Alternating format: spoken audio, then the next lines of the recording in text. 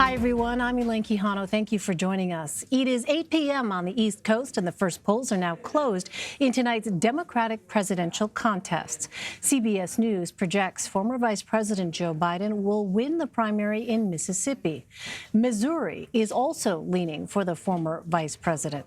Most polls are also closed in the battleground state of Michigan. The rest will close in just under an hour. Voters in those three states, as well as Washington, Idaho, and North Dakota, all cast ballots today.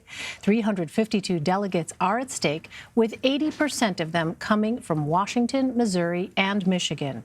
Joe Biden currently leads Bernie Sanders in the overall delegate count. More than one-third of all delegates have already been allocated. 1,991 are needed to become the Democratic nominee.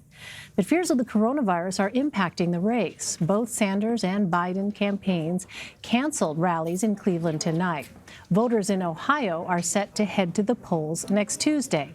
Let's bring in Antjuan Seawright, Caitlin Huey-Burns, Leslie Sanchez, and Molly Hooper. Antjuan is a CBS News political contributor and Democratic strategist. Caitlin is a CBSN political reporter. Leslie is a CBS News political analyst and Republican strategist. And Molly is a CBS News political contributor.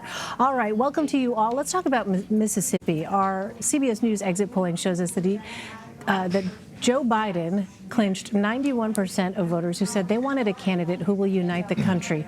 He also gained 86% support from those who call themselves moderate. So, Caitlin, what does that tell us about his campaign and his strategy? And you see 86% want to return to Obama policies, and that's something that Joe Biden has been talking about, especially as he campaigns in the South, especially as he talks to African-American voters who are key to the Democratic primary. And this is just another example that Joe Biden can show that he has this broad base of support needed to secure the nomination. What do you see in those numbers? Oh, I see African-Americans speaking very loud and clear. I think 2/3 of the people who showed up in Mississippi look like me.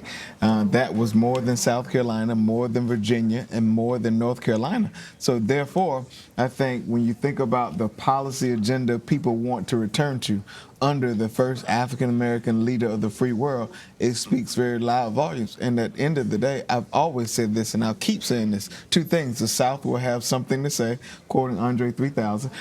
And number two, African-American voters will be the nerve center of what the coalition looks like to secure a Democratic nominee.